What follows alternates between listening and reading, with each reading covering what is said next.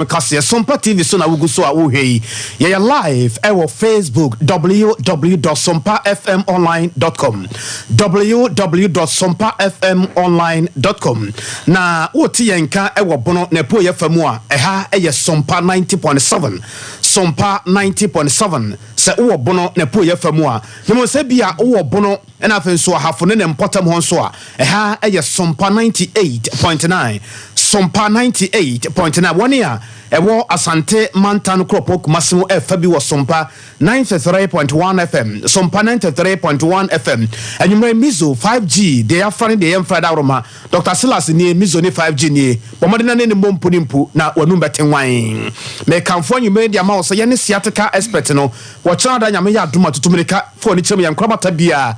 ebe ni 21st clinic no ya ye ka ho asem no 3A Herbal Center no dure fe se Koko Master no eyi adwuma se nkonya yem tim sisi ya de ni Koko ne nyina no ebe firi ho ede akọ enwumere yi wonada broma ene ya se nkonya ye de nsem no brew ya tena sia ya bekenkan sem yi medi ene akosuya ajewa kwade boaten ena fi nana kwabana kese yewura kwadwo opon enkroma ena ye hyese afiri ne ho yewura kwadwo opon kroma ye ka ne ho asem yi wono ne ofo ase ayere bi embarase bedwani wono kura yampo ena saye Ghana yenso afo a wohwe adansi na afenso nyuma eho ensem so na ene waba asante manta kropo kumasemu ama enegesem akọ ede ma Ghana Immigration Service ne nyina kire se edan kunkurun fa kukuru beta ya obenya baabi di wontiato ebedwodwo wo ho kama na atimi aboa no ato ban age ban abo ban e wo ye hia hodo so hwe se de firi o man mu kono ye de firi mono ne nso ba no ye na eno dwumadie no ase no wo de nsam bebere atodwa etere se aban no ne mpanifo ahodo bi kura no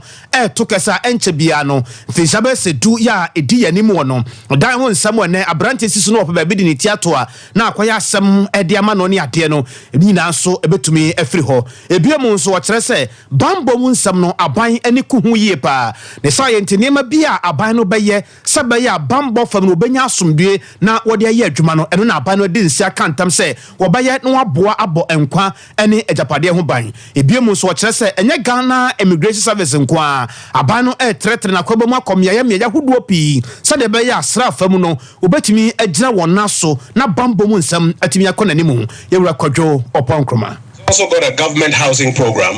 which is developing specifically accommodation for security services and other public servants. So in Kwabenya, you will see what we have done for the Ghana Police Service. Very soon in Tesano, we will commission 320 new homes also for the security services. And today we are happy to hand over these 26 units to the Ghana Immigration Service here. But that's not all. Moving forward, the President's instructions are to develop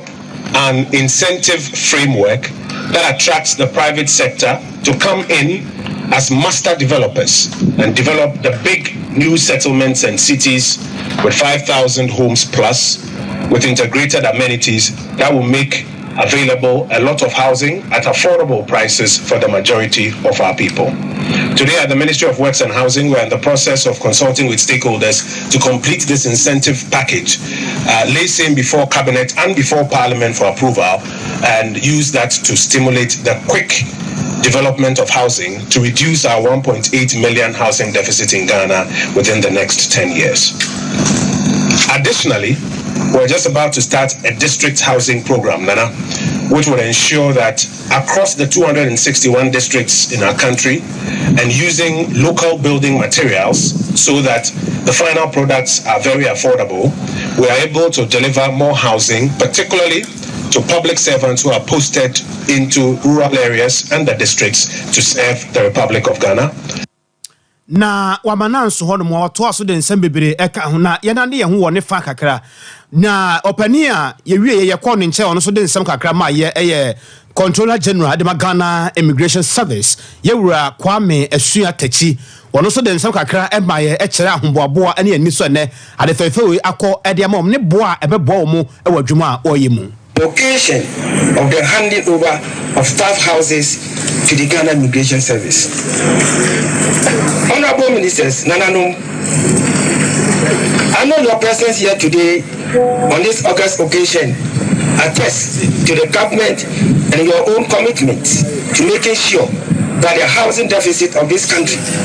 particularly that of the security services, including the Ghana Immigration Service, is improved, so that officers of these security institutions live in a befitting accommodation in a congenial environment. And I say we are most grateful for this. Distinguished guests, ladies and gentlemen, as you are very much aware, the mandate of the Ghana Immigration Service positions the service as the first line of defense to security of our dear country, Ghana. However, despite the strategic role the service plays in the national security architecture, for a very long time in its history, the service suffered infrastructure deficit as it grappled with office space and residential accommodation across the country. This in a way impacted adversely on the performance of the service, as this sometimes impeded easy mobilization and quick deployment of personnel for operational duties, among others. There was therefore the need to institute proactive measures to construct befitting office and residential accommodation to accommodate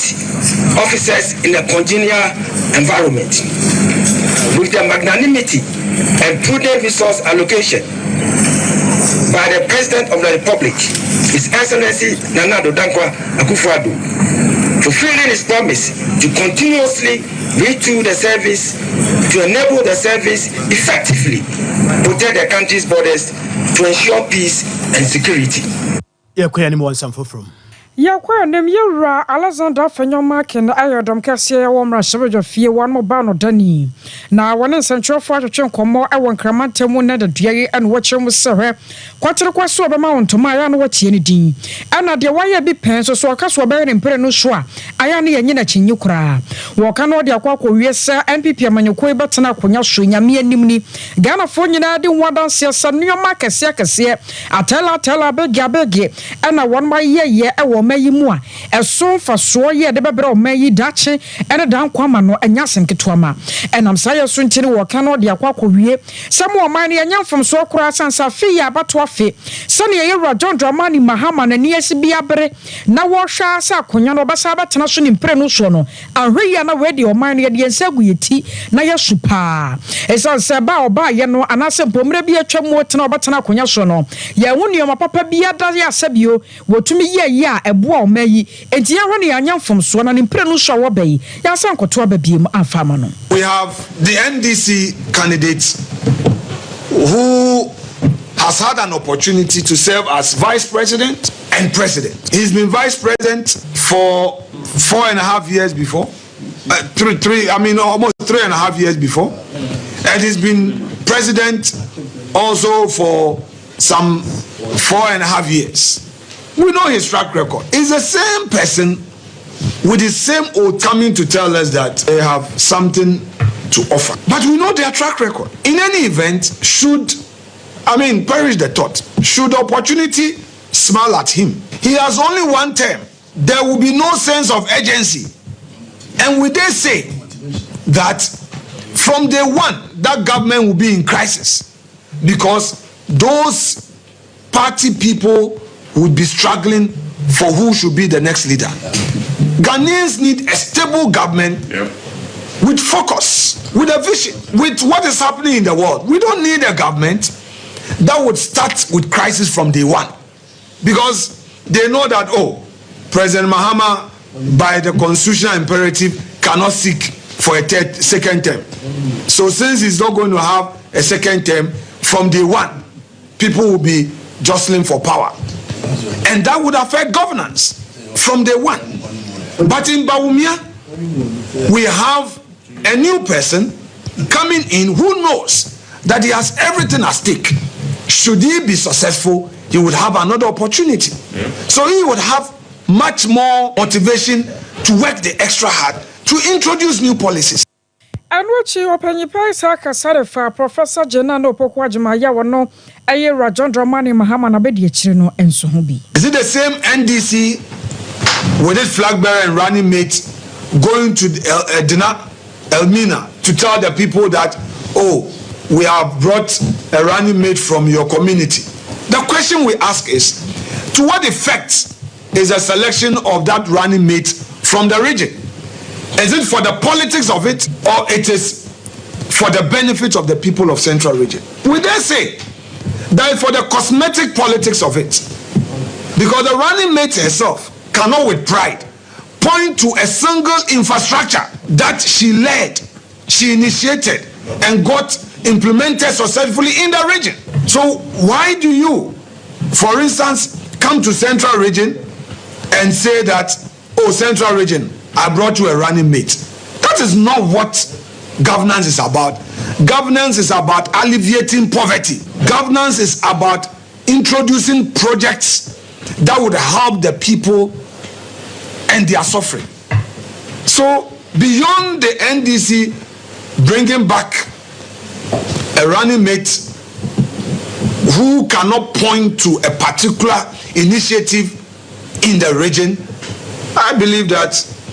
it is just their normal politics. I was here for a year, Alexander Fanyoma can Dom Cassia, Marshall Fino, on Bano Deni. Madia Cassia because so a one Cramantamu Adabraka, na Yura John Dramani Mahama so ecopimu, a wasie. And Sempi ana wade tuja watrase nyameya atom na Ghana 40 samno awo kanno san to abano e de manua ba wo basa ba biemu no abode mu nyansape emfide nyuma na afenso hwehwemu ahodo ye ebekoso e wo senior high schools ahodo mu no ebeboa ama nkontabuo abode mu nyansape na afide emfide nyuma adesua e wo honom no atimi ama no musopa akosoro Sempi ana ode soso. The need to review and improve upon the free SHS TVET policy is no longer debatable. And Angel just mentioned it. We are happy we are on the same wavelength with regards to that. It is a must that we look at the implementation of free SHS again through stakeholder engagements to address the numerous challenges and strengthen its positives. It is thus not surprising that you have incorporated it into the document that you have presented us, which I call the Teachers' Manifesto. We're going to mainstream TVET and STEM into all secondary schools. We don't believe that STEM and TVET should be standalone in special secondary schools. We must mainstream them through all the secondary schools. And so in this regard, we will revamp the science resource centers in order that clusters of schools can use those centers. Luckily for us, the E-blocks have 4 laboratories in every E-block. And those laboratories are going to be used for TVET and STEM education. Na enuachi ena president edema nagrajewura Angel Kabono wono so den sam kakra eto kane mampare John Dramani Mahama enim se wo twere ensusue ni tirmupo ye gunkrata so akosikoko se manifesto no a obenya ankade bi han ko so de hyemu edema wo mo se ba ye betimi abo wo mo so dwuma no wo ye no na ono so ekyerkyeremu kakra. The leadership of the teacher unions came and endorsed that position of yours. But the time has come where we stop making flowery promises on the spur of the moment, moved by the excitement and jubilation of the crowd. And we feel that those type of platform promises is what has brought us to where we find ourselves today. We believe that whatever promise any politician will make going forward, for that promise to be taken serious by the people of this country, should find expression in the manifesto of the various political parties. Therefore, about 3 months ago, informed with this decision that we are no longer going to take just platform promises seriously, we, the pre-tertiary teacher unions, came together to put into a booklet our demands to political parties on education delivery in Ghana. And all that we are going to, or the demands that we're going to make, are all expressed in this document. So that when a promise is made in relation to education or any other thing, we will move into the manifesto of the political party and see whether it has been scientifically researched, well discussed, and found expression in that document, then we can take that presidential candidate very seriously. We a Nagrad President Ira Angel Kabono. Secretary General the Teachers and Educational Workers Union. Ayora Mark Crunchy and now whether to a bind when nim Achemusa and Fishan Sonia ya free senior high no man penina do upper one to Mamma Babazi or May Muno and ya abo mine one Canada will be a was he moved from Swadia a bebre and simple and for Soya Diabra mine a bebre pa ya and the Ghana 4 Pinua Edison for so about time her 4 and our 4 Yanata now so yaka no be on my bonyon tahu sa free senior high no abano de ba ye no was in there and one some more course kumo na ka se wo tietie sane nneoma se bi kakwa abusua adruma bi ya na mu agya wasa sane ankoda ne se bi didie etoda korapo akoko na asikyire nka ho asikyire beka ho so korapo na obrodo brade ya ankoda ne bedie no na no so mu nsem akwa ebibie ho enam sa ya so ntene wo sra ban no se wom 7 years aye ababa boade na so senke betumi a anko mo sanko won machi nneoma teke muo de wo so mo de ka ho titiri fa na duane ho sane be ya koda no benya hoden anya pomde pesua de no anka betumi aboa pa mo fresini high no atumi agina ne naso yi. A few concerns which we believe need to be critically looked at in our pursuit of quality education delivery. The first I want to mention is the free senior high technical school policy. I would say is one of the best policies that have ever been introduced into a country. It has allowed a lot of children to attain secondary and technical education. However, these policies, after 7 years of implementation, need to be reviewed to make it even better. It cannot be business as usual. The need to involve other stakeholders in the provision of facilities is very crucial. Sometimes food becomes an issue in some schools. Parents must be ready and prepared to shoulder some responsibilities to make this policy the best of policies for our Ghanaian child.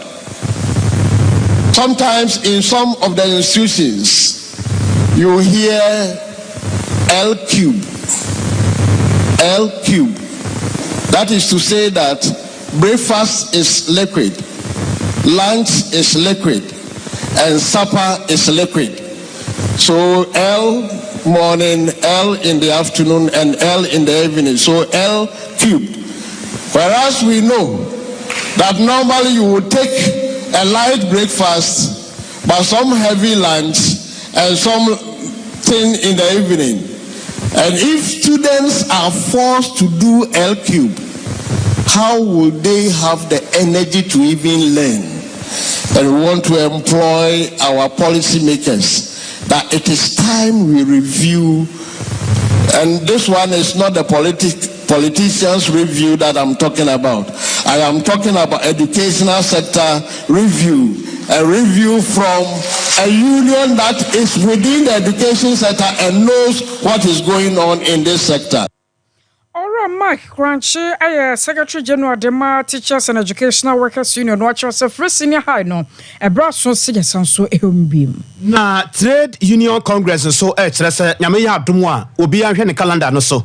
efi sɛ bibi boboba de boboba nyina no ɛyɛ sɛ me bosom da toso mienu no ampaye a ebedwane nyina kyerɛ sɛ wonte atu pension ho nsensam no aban no trimu odene wo ho papa womne aban no ahia emprebe de wo ho aban de meba ena pipeline ena montwen ena kakra saa ma kyerɛ sɛ adwuma no omo yɛ kura no ayɛden de ama wo mo na omo kyerɛ sɛ de niema sikika kɔ no enye wo mo nkura mpo nagrat for so ka ho ya nagrat for kura kyerɛ sɛ de omo so nipa dom esitie no ebe ha dwen sa aban no antutu mrika pa na de hiade omo hwehwe no aban no amfa ma wo mo a ɛyade sɛ be ha wo mo na yewura yawba wɔn na yɛ twɔtwɔfo penny edema TUC ebusa ne sɛ ɛde na mo pɛ sɛ Ghana 40 ase. May know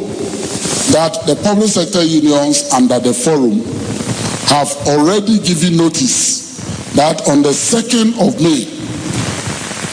if they don't hear anything about the payment of this second tier on the 30th of April, they will strike. We will want to send this notice to government that if by 30th of April they don't do anything about this, our second tier, on the 2nd of May, we will all join the forum. I can imagine what will happen in this country if they allow this thing to happen. I have given notice to government since November 2023 about this second tier. And the former Minister for Finance, I had a meeting with him, my deputy was with me, and I warned them that if there's anything that can create problems for the country, is the non-payment of our second tier. This is the time, and we want to make sure that all efforts are geared towards getting them to pay this second tier. Yewura ya yetene nkan wona twotwofo pani edema TUC Yewura Anthony ba na yetene nkan ACG admeko no won mo fa bia wa santemantemu enso ena kasa ya wo kyose asantemantemu so for ye wasamon wasamensa eni nani kire yi ada won mo hia chaw pakase de afri ne ho ada France nsam bia na santemwe ko so nam so ema won mo general manager Yewura Michael wi afeba pa no aposifo ato nsa fra no na won mo tototo no won mo kire sa de no a ekọ so no a enam sa ya so nti ama eneye ni die no obuo ya ekita ACG admeko no ya kofam no wo mo se entwa ye kura to mo sere Yewura Simon wasamensa ne tumidie ye kita no no wahwe no wamuso no wamfa ntieti afoforo de so ko ba no sa no a wo mo so ne ntwe kura wo mbehwe se kojabo be ye den e wo mayimu National Vice Chairman Adema Senior Staff Association ACG admeko no Yewura Besmark adoma wona Sompa kase ahwetwe ho nkomo last week Friday and now Mamuchi general manager Mike we have asmani and of course Zongo police station go train state and man pay and Monday no full issue statement condemn act no ti condemn act na na assign 10 already for bi so Monday na say regional minister say ani ono an report mo che no na waka kire ne say Sompa o mo dun kania wo ko ba say ha o mo boda manie. Yes, na say we dey koti bi wo he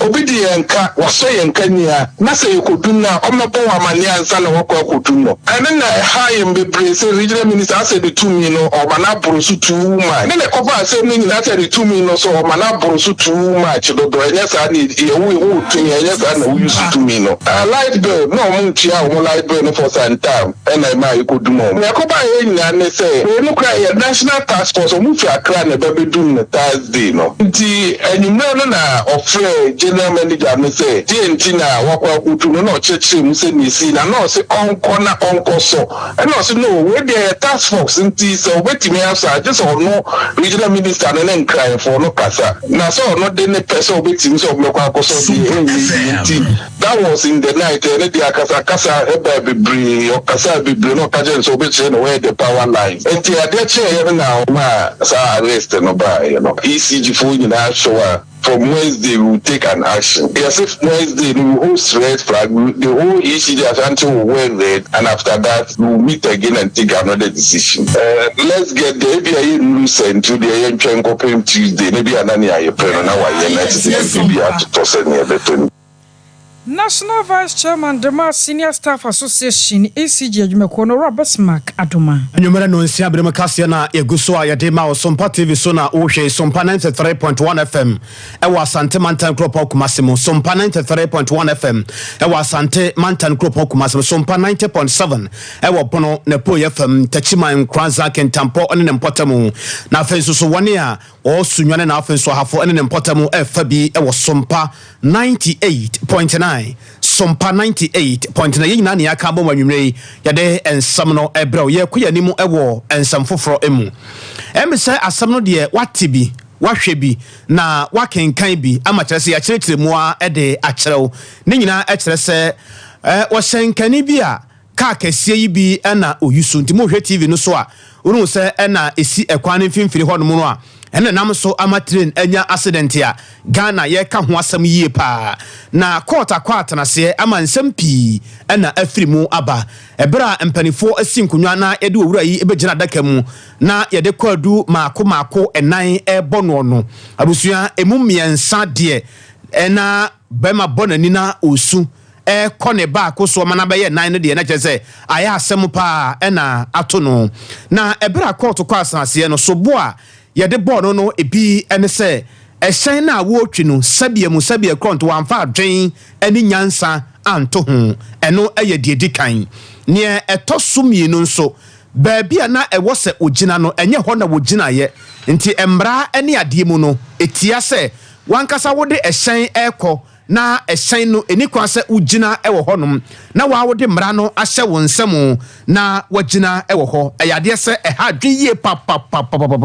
ya mmara ɛkasa etia saa adeɛ no na ɛnɛ Dwampɔn Circuit Court no ensam deɛ ɔpani ɔmo kyekyere bi ɛde soa no na ɛbɛra ɔmo bɔ kwadu no nyinaa ɛde kyerɛ no wɔgye tum sɛ ampa ane asɛm ɔmo ka no nyinaa no odi ho ɛfɔ na odi ho fɔ de a mmara mu ɛne ahyɛnka mmara mu ni adeɛ no yɛ wɔn hyehyɛ ne adeɛ a yɛde to hɔ no ma hu sɛ deɛ nneɛma esitie na yes Anna Prosper Del Love ɛna wɔtena agwa mu na ɛbɛra kenkan nsɛm no nyinaa ɛkyerɛ owura a yɛfɛ no sɛ Abel Gitodɔ no wajitum sɛ ampa ti court nso antwentwɛn so koraa ɔmatwa ɛde ama ne sɛ abosome maako ensia wɔnge we de bɛba sɛsia na ɔmfa na no ho wɔ afiase mmara na wɔkyena bie no nyame yɛ adom na yɛkɔ yɛnim no ɛbɛyɛ nhyɛnna hɔ ɛde ama afoforo bebree na ɛbɛra soboɔ no de di kan yɛde bɔɔ no sɛ yɛde soboɔ no bɔ wo saa no a na o kenkan soboɔ no ene embra no na wo keka edisi ani a ye frɛ adeɛ bi sɛ paneti no wi wo saa no a na ya hwɛ sɛ paneti baako ya edikan ya awi we no sɛ ye de kokam yenu no ho a ebia first paneti no ya ye de atare wa pampam no ɛno ne bia wo kɔme bosome na baako asan ba eno so paneti ne wi wa bia sɛ wo kɔ bosome miensa na baako asan ba nti saa paneti ahodo no nyina no ya keka adibomu a na ya bie mu sɛ engoma na ye de ato wanim na wanka sɛ wahunu sɛ sei na matemu no esitie nti opani ayɛfɛ no Abel Gitodɔ no ya wono ɛyɛ sankani a na wotwi saa traka kɛsie ya ɛdada yi a wɔde nam kunkuron yi a ɛho asɛm aba a ayɛ bebre no mpanifo atena se ama asɛm no wɔde aba na wieye amotwa ɛde ato na pampam sɛ ɔnyɛ na ɔnyɛ fast abosum nsia de bɛba sesi a next time no obehu sɛ otwi kaa no a ɔbɛyɛ fast na Sompa aye kroya ewo German North Mensinimo ewo bono mantamu ya kasai dan tamra da won so aye curfew ya enoda anaso ya ehwe fisam ne amanyoya wonsam so won monyafo Henry Kwate ya wo ye osofo a woda no na abisue di animu de krata tenten kwama wonom ekiro se ahensam ma so twen ya ama ne musuo empesa sumdue bekoso ewo kro no so ntino anopa no nso na won sori free keteso ayero so mera no nan ewo so bi awura no da mu kokoda emfa wo no adwuma wo ye ewo abonten so enam so ama ene da dua ifitia no pa ekopema wia donko ebre kankan kasebo no wiye no na amanebo no nkra ya yate de free Sompa no kire mu se nipa rodo no asuro sanse akwakoya de edi kansa ne ntino edi hubo abeto won so ye wo mu so mu pie monten so kwa na kanfasa posifo aba ba chichiri bi ora Steven kwakubuache wo ye Sompa New Town Electoral Area Assembly member and now we are from Tobacco Sebom no so Pakasie and the Chenkomo. Any atie no eno abese no miensa any atie say aban editor boato yenso say yenna no nan na yensore no nso eja obende nipa de onten mra nti edi mra ase me aye no edihu asem amanfo mu kakra saba yenuama ni bi anajo ena omunyuma a omutonton salad acheke ne normal edi pesa kakra omde behwe wo mama enam sa atabo we nti no eno anajo du Sompa station a ehobe yemita ye ho esa nkofo ombe de no omodidi ye se ya de mi etie no ye ni bibia ye enti sebi saban no ene susu se mepom obeba eniani adidi a ene yeditum because sa emra ensmcc wo Sompa a ne efise sa atabo we beba no omanfa ma ena ene mo manti ase aba yate ho ase a obi aye neduma ko no ye ni me de eno aba Obi abana one nim nti a ode saade na ba. Nti so ode abade a bia na ono ani hihye mu no na sampafo obema ye nnuanu edi. Nti senka abana hu bibi sa na at least enka wose otimi ema yasote ye kekura no ye mra hwe bedani a wagya man no oni oman mu watu kwan kakra anti sesi ano aban no one hwan ena ye ntotoye ansa na omode sa atabo yi eto ye nso enti asenim enso wole hwan no akoka enti ye di mra so ena hye afie enti ye nso no sene ye woka no ye nso ye didi adwenkyere a ye de ho anama ewoti yetu na ye ma aban no ehu se anamo na wotu wagya man no fa na se sampa no enye ne kwan so a na se ne kwan so kwan na ewo se yeti mo medi ase ansa na wotu sa anamo no efi se ye na ye yeti se esi wo sampa man mu no enne adobre no ma akofom kakra enti dey ene di we yaba a wontimi nka ema ye nse. Near Turning K Assembly member your Sompa New Town electoral area, you Steven Kweku Watch. In Yaba, Georgina, Asobotwe Hunsan, some of the Abusian boss of Penubia, Ebusa Sad and Bibi Fufre, Echere Abana, Abaya na Oyobia, Sawko and Pimprimantamua, and who fed the Nibikitano Pa. Ya, Teresa no here Nimuse, Obeye, Nesinia. Yesuso se or softphobia now, so. Ye Rabia, your friend said Clark. Omaka bomu na omai faka na sichi kwa so na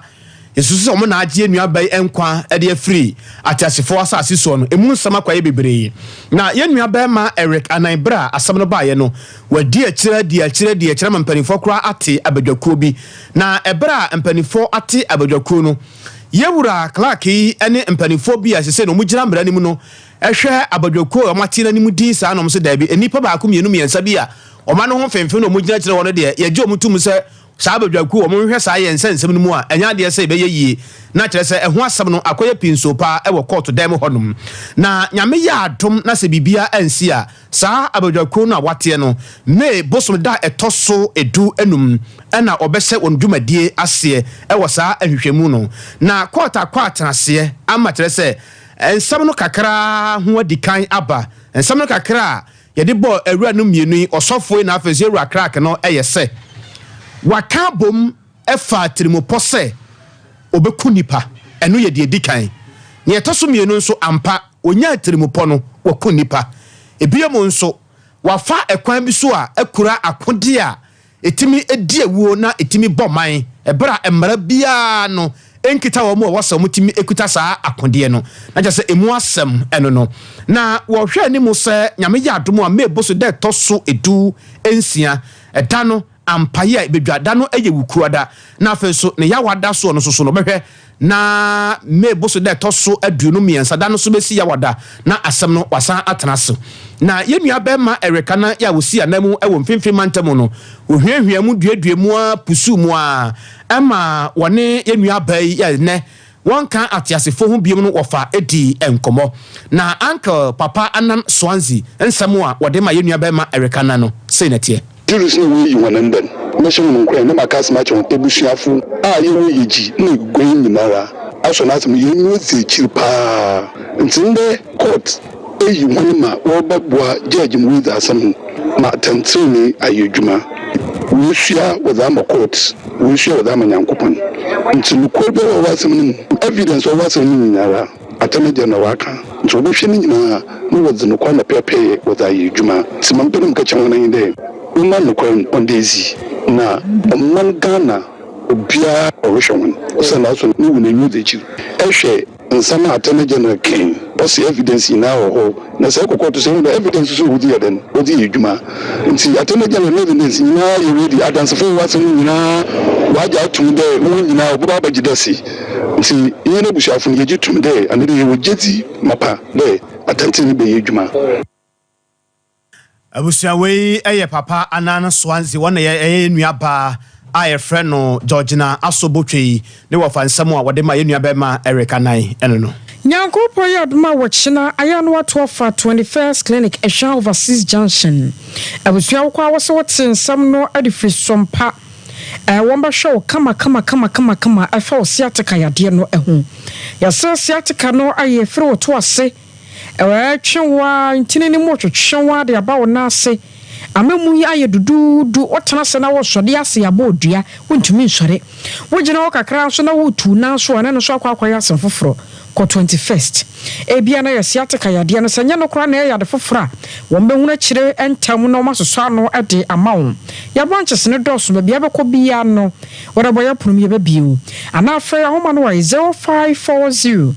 311 0540 311 mizu and a 5G drink eno so ewo ho yase soto ahoduo mu one more time no dia wodo kwa bisasa wo pa 5G drink anasa mizo fruit juice no obenya bi na wato mizo ne o ma wodo mienu ya o mango nko ade ho ene o fruit juice no wankasa enso so ade ewo ho no mabusua frɛ o ma no wai 0246270221 0246270221 3 Herbal Center ayo 3 equal capsules we ya koko masete duro no watumi anonom ama ho atosisi ade be koko beto abekọ na ayamtim no so afiri ho na ayamtim nti abusua ni papi no antimi nkọ public toilet so ko ban san waya na hatwene wan we so de yare foforo bebrawo 0546107107 0546107107 ya jira we so ne atonkare ba e bekọ wini ba asem kase bi asi ho a ye de ba besomo 21st clinic yes sciatica expert sciatica no o nerves na wo to ase na fa wo siremu na fa wo nansia besi ase ho no se ho techima eno ene ye fa ne sciatica na etimi bubu oto ase ka wo se dwe wo sirem woje ho ba bia enye na eno na 21st clinic ba ye adwuma pa wo mu yenti abasobo o magine wo Ghana ha ene amono ne enya asem ketua wo mu ji international awards ahodo wo mu ji local awards ahodo na anu nso na wo mu be the only sciatica research and treatment center in Africa bibrim hano ebi ni baby a gise 21st clinic nkoa wo mu dia bibiduro ene besa o yare no masa de machine aka ho yare sabia yare bia wutimi de ko ne mama ade ba ko a wo magidi wo mu pa no sciatica ena stroke nso de kwa diabetes ni hypertension ni ade Ghana ha baby a wo mu ho 0540311311 0540311311 na 21st clinic wo mu sciatica expert.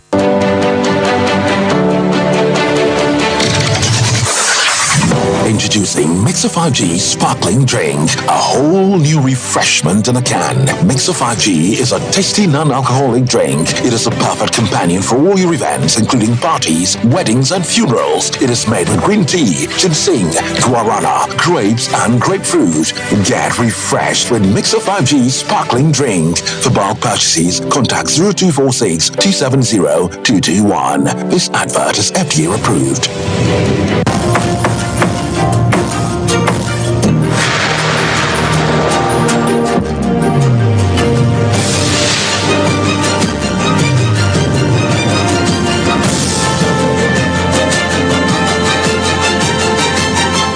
Sompa TV, Emma Akitiapa. I was here the most so much ye ama ya kwaba ya to asem no so na panyin fota ka se wo se wiasim de opaya nya de onya ya nso ampe ye kwa wini ba kropon mu no wonfifi mantam krobia ye friend se pomaji emu awawosam ye yansaka enanu mrei akirem se ababa wabia won na kodonkuya atie won matena mfie bebere ama nyame adom so eba apie mu a akoda no kura nya abosome nkono awate asefo asasi so na nansentamba sabosome na kakra nie ana abusua no kirem se entawantawa baaye ewo ababa wayi na kodonkuya yi entam oba no nya mfihia na duo no nkono Philomena owusu ana abamu anu a wone no tie no enso nya mfihia no aduasa ensia de kwara onya abamu a we wanyini Enoch Mensa ene ne din na ntawantawa ne mu no na se akwakwa se mejai me no wontena biem makwa mo bi aba ano de akaka ho a obare nimsa agoro asasempa na se mu no okobo ba ma na mane se ne dan yi a wone ne ba ne damu no tam no aso enti wo hwene omra metua o ba ma wodo ne yere busuo mu nimse bi agya anya de ya mpra twe na sempo awade de entokwa beba ntokwa ba nso a senator kyerema yi a ane de kenti eto obetumi atwa bɛrima ne baayi a sɛ na dwene yɛ dane tirimuo anya asɛnketewa ma sɛ tie nie ase de kita no wahwie de agu akɔdaa yi a wɔnyɛ mfinhyia no abosome nkono no so ama ebi aso maame no so so sɛ mekasa yi akɔdaa no de abusua wantumi antena se sɛ mekasa wɔti nananom ɛwɔ ansie do ebiem ababa waya wɔn so anya mfinhyia na duo no nkoro yɛ no ɛyɛ bɛrima no na kankyema no wɔn so ased ne bi egu no so no ne wɔda kolebu aban ya resabea ya dokotafo egyina ne so nyame kora mamu a anhwa ɛno so abekwakoyɛ asɛm foforo ɛnam saa yɛ so ma sompa kase yɛ bopini ɛyɛ ababa wai ne nua ba yɛ friend sɛ Portia owusu ɛno twetwe nkɔmmɔ ɛno wɔsɛsɛ de akwakosie no de obɛsrɛ wei ma posifo momma mɛyɛ no kataso mu aso biya ni ana ma busua so memam meka sɛ yɛyɛ na busuasɛm wɔn srɛ sɛ babia mara no da no ne ne kyerɛ yada aposifo hwɛ no mfanto ani ne ko no ɛfa ne Enoch Minsa a wɔte korade nti ɛyɛ Monday no ɛna ɔfrɛ me sister na me sister ɛnnu hɔ na me peke kɔ nti na me ne me kasa sɛ ɔbɛba koraa na ɛne na the month na ɔbɛba nti me sister ba na me born amane nti Tuesday ya na enyimbre around 6 na me say waba na me bisa ni say na waba mpofunu sa na so catch me sister say ɔbɛba but one can train my minister so maybe say no say no nsam bro ka on the so nti one fan is serious no see what nti adechi a omobokwa akota akwala no yoma kakra na omokotua balance na also omodoko so edan no so aye endra ewia tendo ewia mo fifi ebe kran so omoko no see what no kombra ti ma ha na menya akọ say nipa ne kra friend asem o kan say ye twitwa me sister ina akwara no so no ho aka ana o mani kra afra nti o mode ho mo ko hospital ana mi say hospital mo so trauma na mi so wa fa woni tikai na mi meti wo ha be ko fe me ha ko na kan na ata na na me ko fi na mi so sister ba ko e wa say on ko friend because into me ntwe me kan ko I was away ayara hosamwa asie won fifi mantamu ababa we ya wakasa ye ababa wa Philomena owusu ya yahwe acid agu ne so nyina na busua ya amudi yachi awo Facebook wana ya Sompa 93.1 ana YouTube no enso aye Sompa TV mo amore wo TV ne de mo hunu deda ababa wa no yahwe acid agu ne so no onua ba ye friend se Portia owusu ana yetesa asem no ochechi mu busua asam no de yedi ka kyerɛkyerɛ mu bebre e de akyerɛw efa traka nam so amatin enya accident ewo tema mpakadan no ya kyerɛ sɛ mu asam de akoye bebre na kasamafo abedi akyerɛ de ma Ghana Railway Company owura kwaku atasapom yebusa ne sɛ yedi kan atete nsam no bi ebia ne ye ne ha ye ne akeka kan nsam de afa ho a sese pa no ba bi yaduru no yegyina he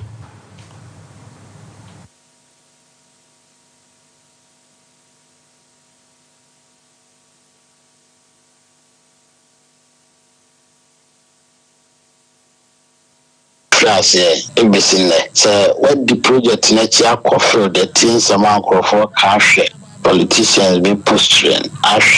assembly members who be affiliated to certain political party posturing because sabotage now starting from the start of the project normally be akoso na me any answer on the amenipa near that mana minister Sidia Denim Adaba de Nani Abidru baby Yadri. So it's a project I think last 2 years. And a project in the SNS Kaniho. I think I try to confess Canaba. Indian bank at this kind of mine. And this kind of white trimam and train, Bepene, Yam Pene, Yen, you see, and send me why you need to. And they said, I see and see. And I dare the woman say, for two now. Na kana cross kwan ni pebia ne twayo training na training ne twa photo picture ne train ana due diligence na Photoshop ana da you train ba ku bi ho a workers e de ko ekwan so ko ye dwuma ana kwa de mum ntuma no ne aka betete kana kwa pa sam on the mood crane ne man na wo then what the train and in bed 10 minutes as an train oh na ya driver chikawo na police for your mama bas so the man investigation report no more technical na yes you the form for the reba na ya buy a train cross and a chikano we do good pram and clean more baby na go from so cast as a support timi pa na me abo ama wa jene silence so dinami so be na rest ade we be na so fa so adwuma no community of one and employ mo adwuma no dan ma kuma sa me fa so ga metu our family kuma so free ko mo adwuma but it wasn't allowed minister say honorable mewu ompene we advocate ompene omunina de eje local content etu a local for na adwuma between na and travel back to Tamati nyame adoma ebia enkosi enyumre ana Monday no na my technical assessment na wie na fe yehu inde from layman's point of view there once it me drive back na say ebia na enye adegidegide bia abusia yakuya ni monsam foforo nyankropon ya domo a epo bosom de toso aduasa ane yehwa ne musa electoral commission wade shama pabegu akwan mu na joso ba election no atumi abaso na sade ye nyina ye nimuo no sakobasa electoral commission aye hye ye tese ye nu a adehye ye a wono mo ewo pepa sa wo mo prebie no wo mo soso e de wono krata na sa wo mo nioma ekwo ama electoral commission ehwe mu agetumu ansa ya ga se electoral commission adiaba a kiro se enipa nsia de enei no wono matumi age nioma ni nyina atumi anyankropon ye adomo a epo bosom de toso aduasa bibia mesanka mu asafo no ena yekoto wono mo so aba lawyer kwabena boaten ejine mu diama NPP amanyuko no na wosha sane wo musibeto mano anase bo mu ye ballotin sibifa ye no a wono no akwakoda number 2 ya wawase nyankropon ya domo a adehye ebeto ne so aba na wadi nkonim afei ankane no ahyebadwani a na wogire mu de momafo a ewojoso abato mpeso so ye wakwabena owusu adiomi enei wono so akwakwante nkora no akwakogirem se mrahyebadwani ede ama ne mafo wono so akoye no mu anasempo wafa ya ene wada number 4 wawase nyankropon ya domo a adehye ebeto ne so aba LPG amanyoko no oba pa Beatrice Buache wono ene ko gina mu ya enei wono so eda number 3 afei CPP amanyoko no ayoba pa Esther osei wono de no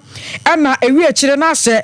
ementeran wase kakra aba ni nyina no yesa na sentam CPP amanyoko no ntawantawa kakra ya asase yabamu efa wo mpanyimfo binumu a yayi wono mafiri hode afofora ba ba hyehye ho no nti no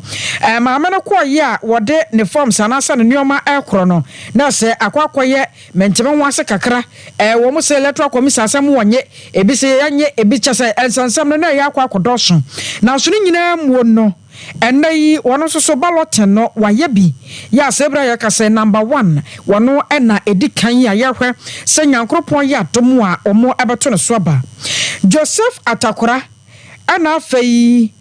panyi ba ko ye ono so kan wo Gabriel Ajiman Joseph wo mo mienu enso so efa emanu anasempo number 5 number 6 ya nyankropon ya domo a safo ni nyina akwa mu 30th April na ya wasa ejoso hwan na ekwo hwan na ba hwan na ejina mu samra hyebadwani ni ato ne so aba 2024 ama wabeboa mempuntunyuma atumi akoso ewo magana emu ejesabra de ni pansia ana electoral commission ede aba ya won mo hwa ni mu yenim sefre nyame admo china ko sa foforo ba beka ho dia yentumi enkyere na sesi ade de won magia tomu eye ensian yi a mabobo so yi woni anyame aye o madom na o matimi asifie empone woni a amanfo etete onfie ahoduo mu ewo kyerase a ye ka ho asem no ewo koronom ewo afija kwabere south mensinemu ewo asante mantem ya ma menom ne enua ma no mema no mu a omosisisi adan ahodo ho no omo won kabom ku na no ena omode adesrede pa eto aban no nim se ebeya aban no nya fast pa na onyire bambomu emfama wo mu efiri se ba bia ne ma sikika kɔ no ehadwen upia boy o ba boy obi ku kosia obi abobo anadwo ga ebi kra na beda wo nche na wokoja ne kwan a wa hwe kra ye twa waso kra kye wo ba na wo kwam ni nyina no yade hadwen papa na yenti omo nsam a omode maye titi pa kasi pa ne ya kwa se nso pa e beji kwa na kite ne loku ya chi more than be 2 hours for it to pa do ka ne plan for that be that is I the teach ala wo inside the ground mantem ko kwa na se de wo ko na wo shibola ta wo mi titi ka ne mo shibola titi ne ko die you ko ku kana mo babana o pa de mo ya na se ma so ba na o so Kasi eke hupo ma ye mi se ebi bia ye se beka e wa be anu ntina ya gbe we o fe ba je di ha ye pan so ye kwan ne nya fra so to ye kwan ne ye ho chi ya kasa let's say me problem e ye ni se ebi light ye ho chi ye pa je sa pa se na sa ba ne ti o se fofo na ye mo we de se ke ye kwan ti ti do boy pa mama biswa be bola ni bola be buo na ka be sa ko so boy ko so bola nse e bo ko anu an si ofie be 1 week na boy afọ no aru na ntamantam no ba yesa o ma adi ale ze lo tu asi ofie ni pe yesa ba yesa ba bu mi ye no me be ba ko a e de bola be buo na sa ko e kuru ye entina ma ya chifu ne ko no fididi Umiado nso ejira ho makuru ye entra ho da wemo mantam ha de no betra ha nche be fintie mi nsani ya ho ayi wumpa ya pan nye ay mantam pan yo da mu na wo inside the ground mantam ko ko na se de wo ko na wo shibola ta wo mi titi ni ka na mo shibola titi ni ko die you ko ku kana mo babana o pa de mo ya Abusiana enuachi ana yene owura yere Joyce osei asibe wono ena ye assembly woman edema adehye ya e won potam ho edin kuma na ebusa ne se wono so sede ne nua amosi aka no san na osika edefa ho no kire se bra asemo ye kan yese bia asem keto de ye ka ho asem no ansa na ubenya asase kora no a ubetimi aye no kakran ya ubesi dan na ubewie we plaster ubeye hu bibia wie na ubetwen kanea kofie ho na wo kasa wo fie wo dan wo de ma ha wo metena wo fie no bra na na fom o na ekwan na edam potam ho ne bambo mu nsam no bra enye kura na wo de yentie sa de osi eka na kire yene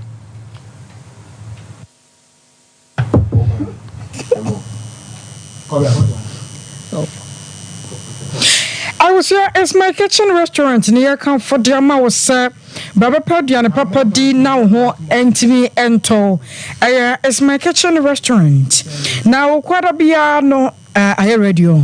as you young coin in kuti. The person of bread container na yedi si baby e de ye ball lagoon. E san say ni asase en sa sin nyina asano. Obia ampese e de besi ne dan echi. Empo afabo fukra de na nka baabi wo hon man ka ne ye de besi eso mo hon mo ye se omo mpre e ma ye mfansuo na kankan no ebetu awia wo mu se chechechira se metimi aka se baabi a ye wa ye park so e hon nka ye betimi de ye ball ade esi nanso hososo na eye ya gudi bia a ye di agro yankola ye di agro empo ye mpanyifo ebebi duru na se pese ye kwatenetene ye nam na se ya dwendwen ye na se kra ye ba beto abai no isi be mountain platform ama ye park da sofodwo e na ye kokko mountain platform no ema ye enti ye sanitation ne de ye nyina ye haw ye ni ba bia ye di container sif se wo de kwa se wo de kosi won ma we se won pere ebetu ya ma wo se ya bomodin na fo ni kiremu ne kopadua ne padi nti is my kitchen na ye kan for de ma wo nyame ya atom na wo do ni kiremu e is my kitchen fie de na afa so amonone de bibia ye wo ho no wo to bi ne adi bi chewo enam de kode ba na bibia aye simple e de amawo na traffic light ni nche ho pe baba yara stadium ho traffic light ni nche ho pe is my kitchen is your kitchen is our kitchen 0248 865046 0248 865046 eya oye oba na se bema etomre bia eya espresso ho kakra nti nyame ya adomo a no akobie wo nyansa wadwen ne wonim die mu ewa amanone wokoye adwuma na se bia de na wo pe akwantuo ho ade bia man bia wo pesa wo koso bia no express group ena de wo kosua de na se bia wokoye adwuma na wakohefa akoye dan Canada, USA, UK, Australia, New Zealand, Germany ene mia bia wo pesa wo kobia no ba bia wo se wo de wo ntoma ekobo mo de ano na omode wo kokoduru ho asomdie we bra wo hawo ne amane bia emma wa kwan mu a obi wo ho no mo obaji wo sika wo de waka tena wo se wo de wo kɔ Germany wani mra ho so na wo teme hame